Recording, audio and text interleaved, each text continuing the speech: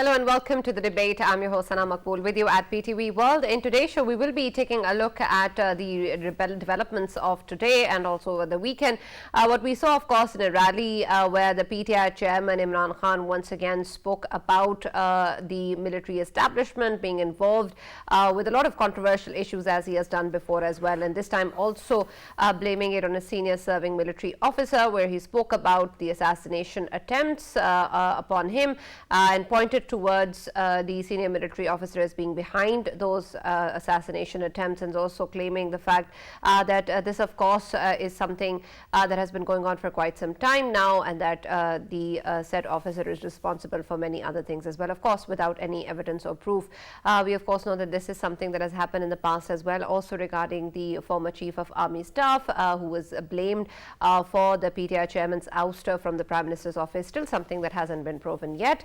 At the same time, we also saw, of course, Prime Minister Shehbaz Sharif condemning the statements coming in from the PTI chief, claiming the fact that this is something which has become habitual and that has been going on for quite some time now, and the PTI chief should realize what he's talking about, and is always maligning the institution and the Pakistan Army. Of course, to that we also know that there have been a series of tweets by the PTI chief where he has asked a number of questions to Prime Minister Shehbaz Sharif, including the statements that is given earlier, and whether or not he has the right to point towards any person he thinks is responsible for attempts on his life, also asking how that is maligning the institutions. He also asked specific questions with regards to the ISI's presence in the ICT judicial complex as well before his arrival on March 18th, and alleged the fact that they were there in dressed as CTD officers and lawyers. He also then pointed out, of course, various other aspects with regards to what really is the situation regarding military officers and whether they are above the law or not. The ISPR today, in response to the statements that have come from the PTI chief, has also condemned the statement, saying that whatever is being said regarding a senior military officer who's serving also, and something that is being said without evidence, is highly condemnable and will not be tolerated, and that the institution reserves the right to take any legal action against such statements coming in. And they have also suggested the PTI chief to stick to legal avenues and not malign institutions with regards to political gain. So that is going to be the focus of our discussion today, and we'll try and understand what is going on with reference to such statements coming in from the PTI chief, especially when we've been hearing them for quite some time now, and whether or not this time around it's going to be any different, or whether or not there's going to be any consequence. We also know that the PTI chief has said that there will be rallies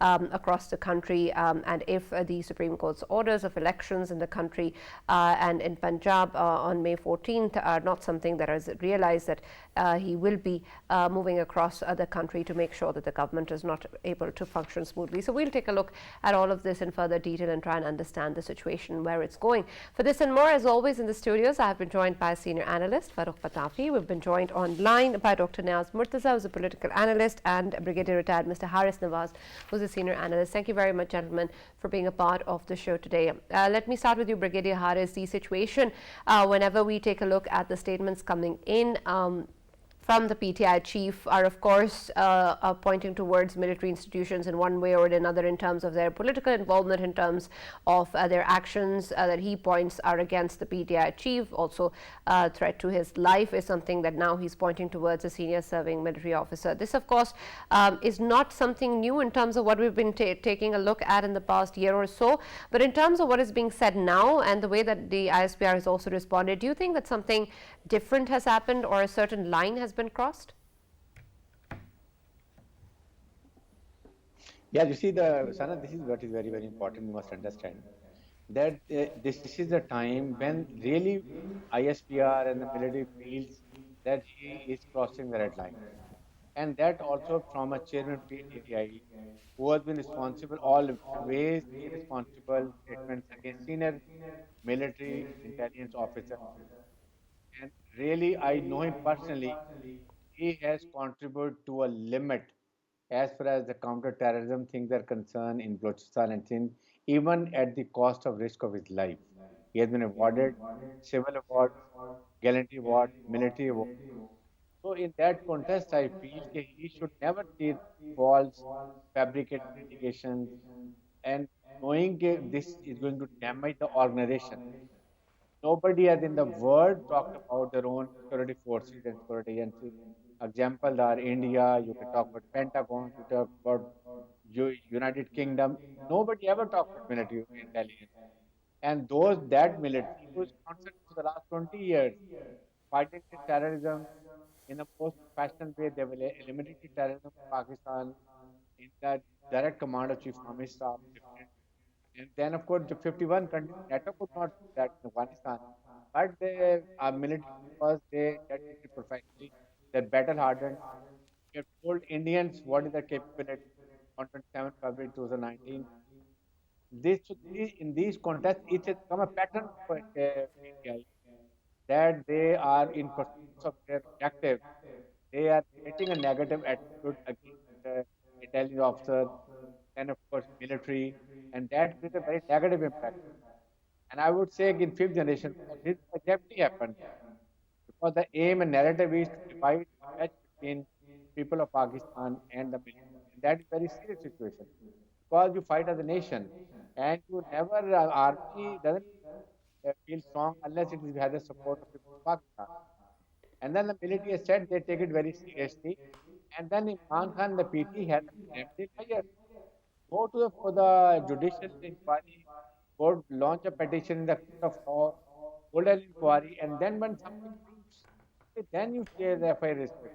There is a set procedure proceed against any serving soldier, and that is very clearly given in Pakistan Manual of Military Law, Section 59. There is a procedure laid down that first the authority they ask the military they are serving that regiment, they get the permission, and then they proceed. It's not to level allegation and that to go against an officer who is doing a tremendous job. So I think that is there. That's all the ISPR had to now initiate this very strong statement. To a level, Right. they have said that they have the right to go and proceed legally against him.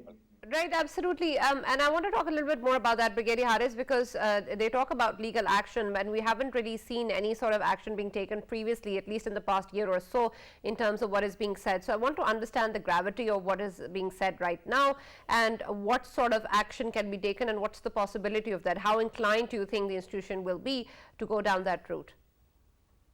I think it's very clear and simple. If he continues, it's a warning.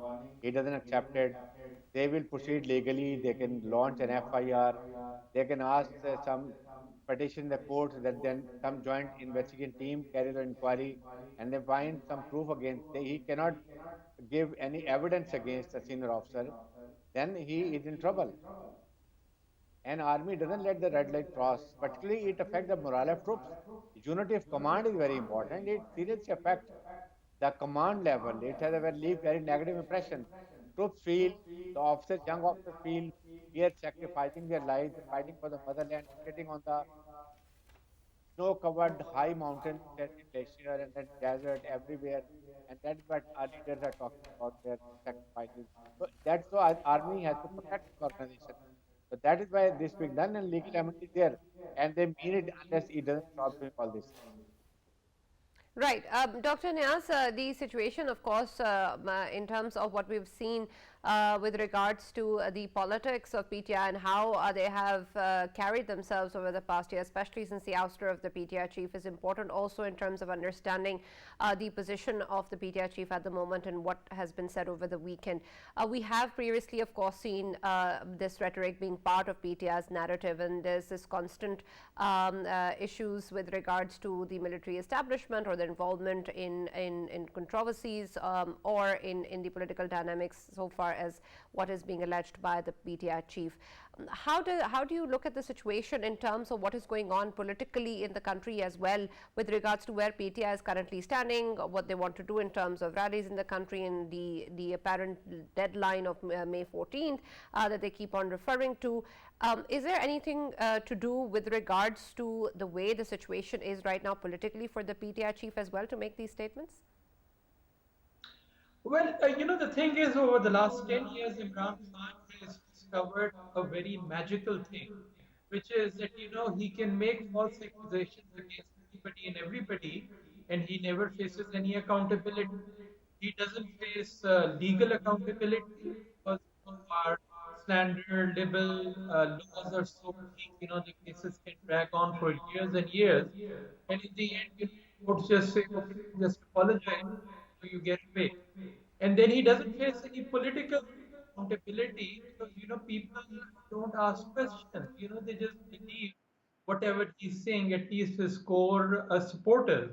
So over the last 10 years, he's developed a habit of making false accusations one after another. And after a few months, he doesn't even remember what he said about 6 months back. And people also don't remember. And he says something completely opposite. So, about 6 months back, his position was that it was the USA which started this conspiracy against his government.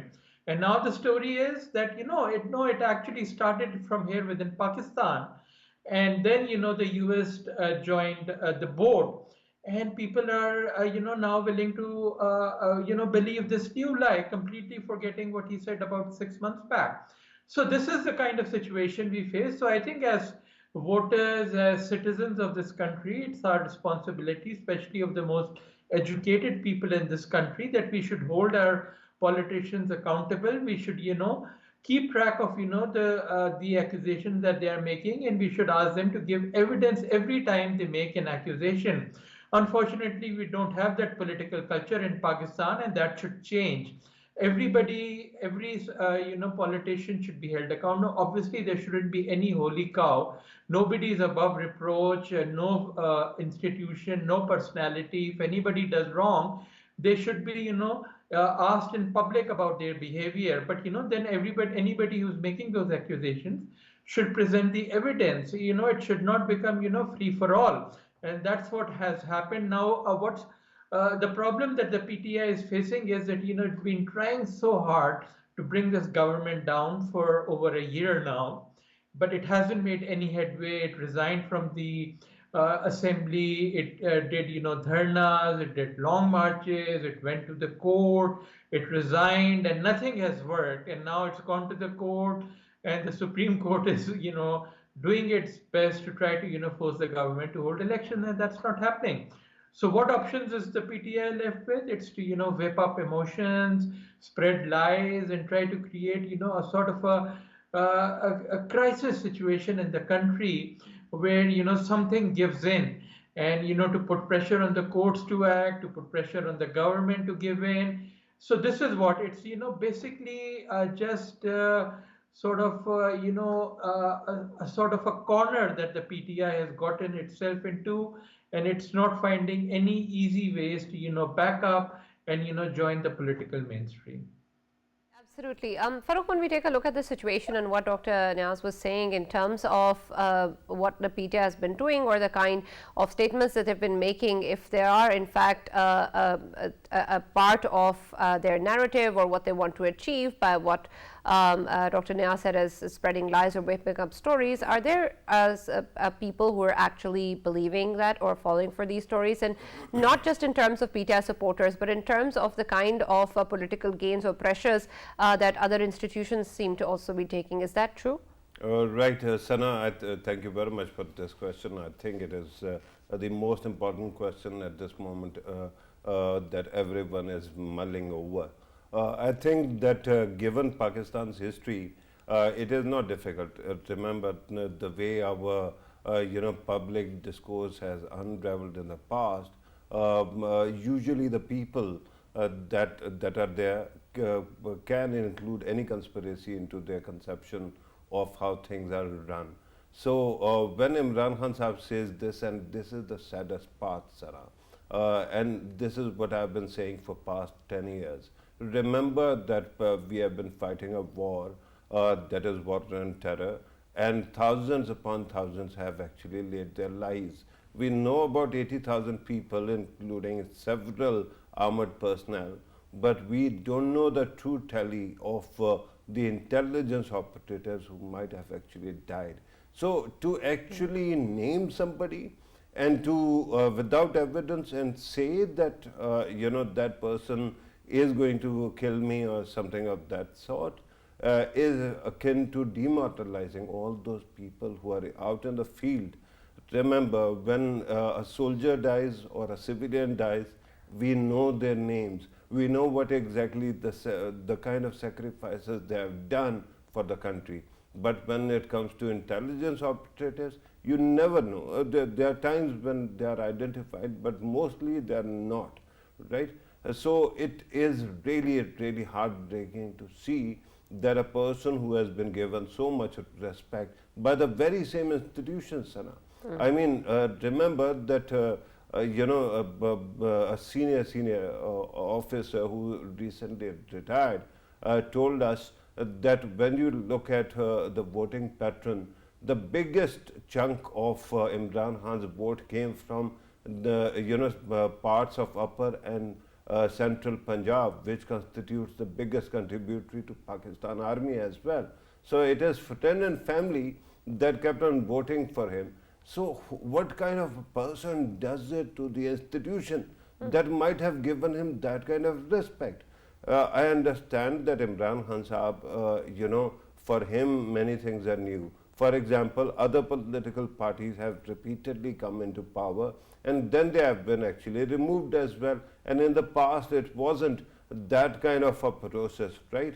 You didn't have democratic means only. And in the past, sometimes Supreme Court actually removed government. Sometimes it was 58 to be or then martial law.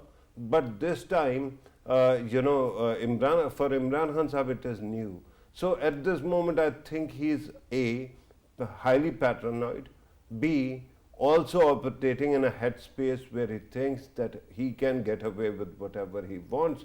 3, he is also very superstitious. So in all these cases, if someone is going to offer him Machiavellian advice as to how to run politics, he is going to follow that. Then there are people who actually play with his paranoia and keep on feeding him misinformation or disinformation for that matter. And then the superstition also, again, when you kept on appointing people based on their first letters of their names, I think in that kind of a situation, he is bound to end up doing exactly what he is doing. So in all this circus, my concern right now is that Imran Khan Sahab, as Dr. Sahab actually pointed out, has maneuvered himself into a position where he has lost all leverage that was possible. So right now, the biggest task is, if he is going to level accusations, please bring it to court and please produce some evidence. If not, then you will be sued. All right, and Farrukh, we were talking about accountability before as well, but in terms of what you said, in terms of the people advising him or pointing towards directions which are not best suited, when we talk about accountability, then who should be held accountable, the PTI chief or those advising him? Right, and that is a very good question, and I understand when it comes to accountability, particularly Imran Khan Sahab's name, you keep on actually asking me the same thing about his own agency. That should he be held accountable for what he is saying, or should other people be blamed? I totally get it. I think that if I'm going to, you ask me to shoot somebody, right? I fire up, discharge a pistol. Of course, police is going to come and first arraign me. They might go after you after my testimony also, but first person, because I am the main culprit, they will arraign me, they will arrest me, right? Similarly, I think that a person who has been Prime Minister of Pakistan, who heads a party that claims to be the largest party in this country or most influential party, cannot be actually freed of these charges or responsibilities. But Sana, you have to appreciate what I am going to say now. Growing up in an environment where repeated governments were removed in the name of accountability, my problem is that when you keep on harping on this word or you focus too much, you end up doing exactly what we have been doing, and we are nowhere closer to accountability or holding any person, any political person accountable. So I wouldn't go for accountability word, but yeah, actions have consequences. And if you are the person who is leveling these baseless accusations, you should face consequences. All right. Brigadier Harris, the situation with regards to the kind of statements that have been said now and earlier as well has also been something that the Prime Minister Shehbaz Sharif has also pointed towards now and earlier as well. And he talks about how habitual this is of the PTI chief to malign state institutions, and we've seen that previously as well. But in terms of where we stand today and the way that the institution is interacting and how they have reiterated their stance to be out of the political dynamics of the country, how much do you think that the statements are able to cause any ruckus within the institution or damage the repute of the institution, and how is the institution handling that? Sana, the institution were very quiet and they were taking it as long as they could digest it. But when the things are getting out of their hands and they feel that really it is spoiling the reputation and seriously affecting the morale of troops and unity of command, that is what they have now today. They had to issue the statement and then issued a warning also. This warning should be for the PTA chief and press chairman and also for the few advisors who are advising him wrongly. That is what is very, very important. The point is, you had a National Assembly forum, you resigned from there. Then you had a provincial assembly too, with you were the government over there and you resigned from there. So why people have selected you? Why you become the public representatives if you're not supporting them, you're not their voice in the respective assemblies? That is also seriously affecting. And every time you choose a path of street, you come on the street, we make the people also uncomfortable. There's so many people are arrested because taking law into their hands, and there's a limit. One day everybody stops supporting you. So try to cash on what you have. The important thing, you've got the people mandate with you. But the issue is, please fight political battle in political means. Don't drag military. They have sunset a political, so they are a political. Now is the time that the political leadership sit down, tell the people of Pakistan, you are mature enough to sort out your problem, and also you have the capacity to resolve your political issue amicably. That is the issue we are facing it. And then you want to advance or further your objective, you are maligning the military and intelligence security agencies, and that to a very senior officer with a lot of contribution. So these are the things now where our military feel that you are crossing a red line, and then they again give you a chance. Please go for the judicial inquiry, go and launch a petition, find out remedial measures, and then if found some actionable prosecution evidence, then you can go and register the FIR. Likewise, military has bonds. Then now, if you don't think that, you don't go to the court and you keep harping, then they have all the right and reserved rights to go and take legal action against you, because that is what is very, very important. You cannot compromise on military unit of command from Mullah troops and national security issue. It is threatening the national security issue, on which army has two lines. They will never compromise on national security. Number two, stability of Pakistan. When really they feel that really it is being threatened, then they will have to come and intervene. And that's what I say. And now military political leadership also sit down, find some solutions, and tell the people of Pakistan that our political leadership is capable of doing all these things. That is very important. Right, absolutely. And a question that was raised by the PTI chief in response to the tweet of Prime Minister Shehbaz Sharif also pointed towards whether or not the military institution is above the law. And the PTI chief also, of course, champions this idea of justice and everybody being equal under the law, irrespective of whatever is happening. But in terms of what the question entails, how much do you think that this will have weightage in terms of how the public is viewing the followers of PTI and what the credibility has been and is of the Pakistan Army and military institution? How are we retaining this perception that, as you said earlier, that there is due process and that this is a sentiment that needs to be challenged, of course?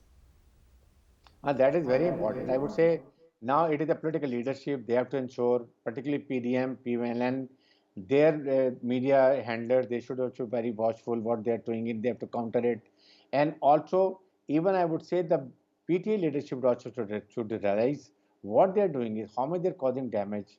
And then it's already a polarized society in that if you're doing it just to project your own point of view and you want to gain a more popularity by talking anti our establishment stance, which people are buying it. So in that context, you're not doing any favor to the country. First responsibility is to protect the interest of Pakistan, then you come and do your other politics. That's more important. For that reasons, ISPR has given a red line, please don't do now. And then of course, the ISI and the other media information ministry has to convince the people of Pakistan also what is happening, how much is causing, creating damage to this military as an institution, because that is what is the narrative of fifth generation war. They want to have a divide between people of Pakistan and military, and that is a very serious situation because military is nothing without support of people of Pakistan, and that is what you are doing it. Every day you are giving shahadat, your people are dying, civilians are dying, and 24 are there doing operations, and with all the available means. That's what I'm saying. Chief Army Staff one day is in western border, second day is in line of control, then he's in China doing a lot of work for Pakistan, stability, economic stability. So these things have to be pondered to the people of Pakistan that when they're trolling around and they talk about institution, how much damage they're causing to the Pakistan and to the Pakistan military. So it has to be combined action. The two, three pronged strategy has to be worked out so that people understand what are the aims of PTI, what are the aims of chairman, how he is maligning the military survey people, and then he is drawing his own personal benefit. If these things are done, I think that is going to be more beneficial, and then ultimately some action can be taken against PTI chairman. All right, Dr. Niaz, this also points towards what has earlier also been quoted as a person's ability to speak freely, and what the PTI chairman also points towards in his tweet, saying that he has the right to point fingers on somebody that he believes is behind assassination attempts on him. And of course, the idea of providing evidence in this regard is important, especially when you're talking about a senior serving military officer. But in terms of this line between the right of an individual or a political leader to speak freely, and then challenging also the fact that whether or not somebody or an institution is above the law, is also important. And how do we balance this in terms of not maligning institutions, not involving them in political affairs, and making sure that no credibility is harmed, while at the same time that the rights of citizens or political leaders are also protected? Well, given the tragic history that Pakistan has had, where it has lost so many major politicians to assassinations, murders, which have not been solved as of yet, obviously, the life of a major politician is should be of concern to every citizen, every institution, etc. So if he has valid fears, he should have the right to air them, but then, he should be able to back them up with credible evidence. And it may not be, court quality evidence, but at least, something tangible that he should be, willing to share with the government of the day. Look, this is what I've heard from this particular source. Can you please investigate it properly? And it doesn't need to be the police. It could be, the intelligence agencies, because their job is to, look at the future and, deal with future threats.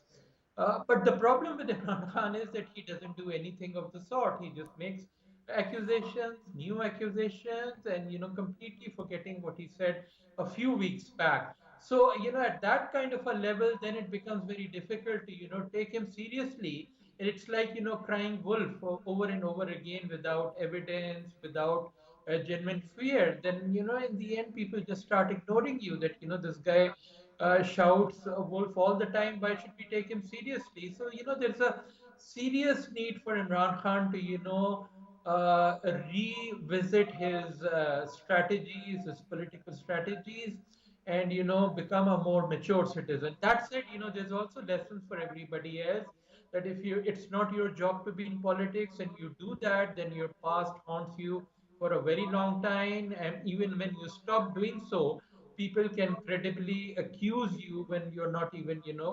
dabbling in politics. So good to keep to your promises, to not get engaged in politics in the future.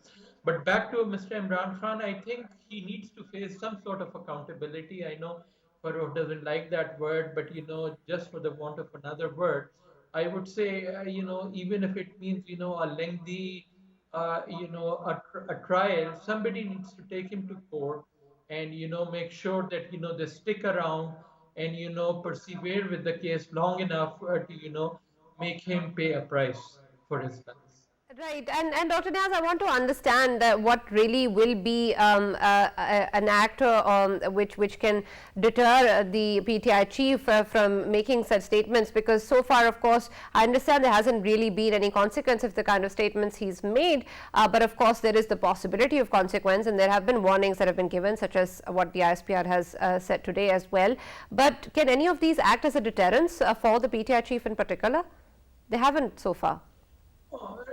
Unless he faces either legal accountability or political accountability, I don't think he will care about these things unless, he gets a clear message that, there is now a likelihood of serious, backlash, which may not be legal and it may not be, overt, unless he feels some fear of the unknown, then I don't think he's going to stop. And if he's not made to pay the price politically, then he's going to continue doing it. So I think let's wait and see what he decides. If he feels that the message this time is serious and there may be consequences for him, which may be either overt or covert, then he might change his behavior. But certainly, spreading lies is bad at any point in time, but especially at a time when the country is facing so many challenges, so many threats, internal, external, security, foreign, political, economic, to distract the attention of policy makers and of the whole nation, and to stop the nation from coming together to try to deal with these threats. I think it's extremely irresponsible of him. Farrukh, we also know, of course, that the PTI chief has spoken about rallies being held across the country with regards to elections in Punjab, and then, of course, the decision of the Supreme Court that he keeps referring to. But in terms of what the rally over the weekend also had in terms of the content that was shared and what has been part of the PTI chief's speeches in the past as well, do you think that from where we stand today, there will be any retracting of the statements or a step back away in terms of the way that he's spoken so openly about institutions after what the ISPR said today? Right, Sana, I don't think there's going to be any retraction. PTI, unfortunately, came into this world without a reverse gear. And we have seen that every time it ends up actually entangling itself in a situation where it doesn't seem to find a way out. Remember 2014 Dharna, for that matter. And similarly, even when in government, whenever Imran Khan Sahib wants to do it, he calls it a good U-turn and he takes it. But statements he has hardly ever retracted. If you remember Panthers puncture, right? That is an example where he said that his accusation was essentially political in nature after actually making life impossible for the entire country. Our life also, because this room where we are sitting was also attacked, if you remember, as if we were here, adding 35 punctures for that matter. But regardless, you have to understand regarding the image of army, right? And you have to understand how these matters can end up in court. Earlier when Dr. Saab was saying, and Brigadier Saab, and hell, I was also saying this, that this matter can be taken to court.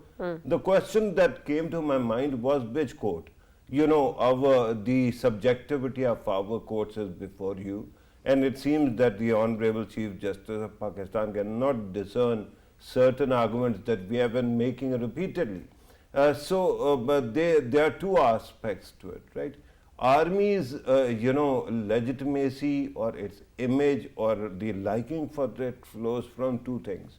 The first one is its constant service and sacrifice. that we have seen. I think nobody needs any convincing. I can take you to the graveyards where all the martyrs are buried. I can take you to a farm where still the multiple amputees are sitting and they are being treated. Having said that, the second source of respect comes from power, danda, diga that I keep on referring to, right? The rod that I keep on talking about. And it has been used in the past. Now the biggest problem for me is that whenever you are going to make it impossible to litigate because you have your own fanboys sitting in certain high places, what happens then? Then of course that rod is going to actually get applied. And let me tell you, there are two aspects to whatever, how these things are managed, right? Let me give you an analogy, and that is COVID days, right? When you actually wear mask, you can ensure that you don't catch COVID, right? And that is the soft way of getting out of trouble. But if you are not careful at that time, what used to happen, right? If it would spread in your area, the state would come and it would lock it down, right? That is state's response, this is your response.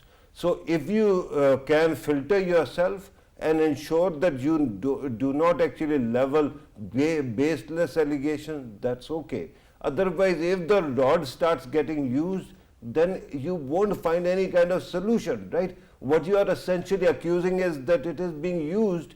Unfortunately, I don't remember any incident in Pakistan's history where any state institution wanted somebody to to kill somebody and that person would actually walk free. I am the person who kept on saying, even when Imran Khan Sahab was in his last days of power, that there could be threat to his life. But then for that he'll have to look around the people, around himself and towards the people who are actually there and asking him to take these ridiculous positions, Sana. And because this keeps on happening, again, one more thing that is that might be illuminating. It is part of the law, constitution. The other day when I was criticizing the CJ, if you remember, somebody was, your panelist was talking about this matter. And I just wanted to that day also point out that there is no word in law that compels me to lie, right, on public record or to actually massage the truth. So if I know something and if it is true, I know it as true, I can say it. But the problem between what I was saying and what is being said, remember the law says that you cannot criticize, level or defame the courts of Pakistan and the army of Pakistan, armed forces.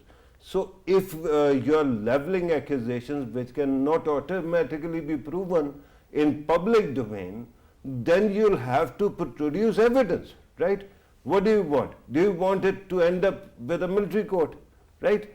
In that kind of a state of affairs, the only problem is whatever you are trying to do. And regarding how Imran Khan Sahib is being exploited by the people around him, I mean, if you have seen his responses or his interviews in past week, you will be surprised that he was trying to balance between Qazi Faizi sir and the CJP, right? Because you know that they are opposite, polar opposites right now in whatever fight that is going on in Supreme Court. But suddenly, Imran Khan Sahib has started calling people out and asking them to protest. And I was curious that I admired the balancing act. What exactly is now happening? You have clearly taken a position. Yeah. So I was told that Imran Khan Sahib has been informed that all this rapid summoning to the courts is being done because the CJP is unhappy with your position, right? And immediately Imran Khan Sahib goes and takes out that rally in which he keeps on bad-mouthing the institution. The next day, CJP himself comes up and starts speaking. And today, his supporters or like-minded judges were also singing the same tunes. So this is how things are being manipulated right now. And Imran Khan Saab, because he has maneuvered himself into such an impossible position, will keep on doing it until he actually destroys his political career. All right. Brigadier Haris, the situation, of course, in terms of whatever political aspects exist with the PTI chief is there, but in terms of what the ISPR has stated and what you have referred to earlier as well, something that, of course, will not be tolerated. I want to understand that when we take a look at the political engagements of the PTI in the coming days or so, it seems a lot of rallies are planned, and this is typical of the kind of statements that the PTI chief makes in these rallies. Do you think that the kind of statements that we've heard from the ISPR will come into action as soon as there is any other statement as part of any rally or anything else that the PTI chief may say, or do you think that they'll still consider any political aspects or other measures before taking any action? So another point is they have made it very clear that henceforth, if they cross the red line, then they're going to take legal actions. And I'm sure when he's going to rally, he should be very mindful, he should be very careful, not choosing the name of military or senior officers. Then you fight political battle, political means. That is what I'm saying repeatedly. And second, son, I feel that he has a very apprehension about security matter, which I feel he is a very popular leader and then he is the ex-prime minister. Whatever he is required to be given security people as per the blue book, he must be given. If there is any additional threat, he should give evidence, and then the Ministry of Interior must give protection. That is very, very important. He is a political leader, we do all agree on that. But the only I say, whenever now henceforth you go for rallies, he could get out some address to his people, he should not talk about military, he should not talk about intelligence, or he should not take personal name of senior officer. He should talk about your whatever you are concerned with political governments. Then you fight political battle. Don't drag military. That is what always you have been saying. Names, then neutral, and then so and so, so and so, so and so. That you should avoid it. I think ISPR and establishment expect this from him. That, and even his political advisors, that they should also tell him not to drag military unnecessary, unless you have evidence, you have some special things to prove. Then you've got all the legal remedy for that. And likewise, military establishment has also have a legal remedy. They're not going to do anything else. Any illegal action, they will never take it for this. Their warning is, please don't cross the red lines. We had enough. We can't see our institute being defamed. It has affected the morale of troops. It affects the unity of command. And it is a very serious matter. And they've never compromised. He has been doing for the last 1 year. That also they mentioned. And now is the time he has to fight political battle in the political means and political way. And that is go on the rallies, no issue. Have criticize government, there is no issue. But don't talk about military. And that is what they have conveyed it in very clear, and they have not left any doubt about it. All right. Dr. Niaz, we know, of course, that the PTI has planned rallies across the country, and especially with regards to May 14th and the days that are left and just around the weekend. But in terms of the value that there is in these rallies and the position of the PTI and the statements they've been making, we, of course, have had numerous experts talk about how obvious it is that, of course, elections are not happening on May 14th, and we're nowhere near close to that. And in a lot of ways, the statements or the deadlines that the PTI had given in the past also have lost their value. Do you think that the rallies that the PTI chief now wants to conduct and the statements that he's making are adding anything to the political benefit of the party? Well, rallies don't attract too many people in any case. People are a bit scared. It requires a lot of effort, and people don't know what's going to happen at the rallies. They might get arrested or whatever. But then, what they might do is to, charge up people, and, people may feel that, they owe him a debt. Okay, we did come to your rally, but then on election day, we will turn out to come and vote for you. And I think this is his primary objective. It doesn't matter whether the people come to the rallies. What he's really interested in is ensuring a very high turnout on election day, and let's see, whether he succeeds in that or not. Because after 4 years of a pathetic performance, his voters were really dejected, and the last 1 year might have given him an opportunity to really charge them up, get them back into his camp. And if that strategy worked, then that could still yield benefits for him, dividends for him on election date. But it's hard to say what's going to happen. And there has to be a narrative from the other side, from the government side, which is still missing. The government is just taking punches and not really delivering punches back. So it's got to get its act together, get its media strategy worked out, its narrative worked out, and deal with Imran Khan politically rather than through court cases or through administrative actions and through legal cases even. Right. Farrukh, if you could, what advice would you give to the PTI chief of how he needs to conduct the party, or in the coming days especially? Honestly, I've been saying this, constantly. I think that he was lucky that he was actually pushed out of power, and he had this great opportunity to just sit back, right, and relax and issue a statement per week that economy is going down, that circumstances are bad, right? He would have very easily and very comfortably, tallied his troops around himself. But somehow, because there are so many people around him, and remember, Sana, when you become a big, powerful personality or big, powerful celebrity, then people, A, try to monetize you, B, also try to use you as a weapon against whosoever they don't like, right? The biggest problem is that in the army, when General Bajwa was in power, especially regarding intelligence operations and intelligence-related issues, there were competitions between people. Those who have retired are actually advising Imran Khan, and those who have survived are being blamed. So Imran Khan Sahab will have to understand whether he has what it takes to be a statesman, a national leader, if he fancies himself as that, or he is going to become, proxy of people who are already proxies of somebody else. So this is the question he has to ask. If he wants to keep on messing up things, I assure you that he's already a 70-year-old man, right? He's not getting younger. And there is support, of course. He claims there is support, although regarding, I think it might be because of the unpopularity of the CJ himself, that he tried to bring out so many people on the streets, and he could not muster up that kind of support that he usually commands. I'm talking about Imran Khan. So it must be because people don't approve of the CJP and the way he's playing politics with the country's justice system.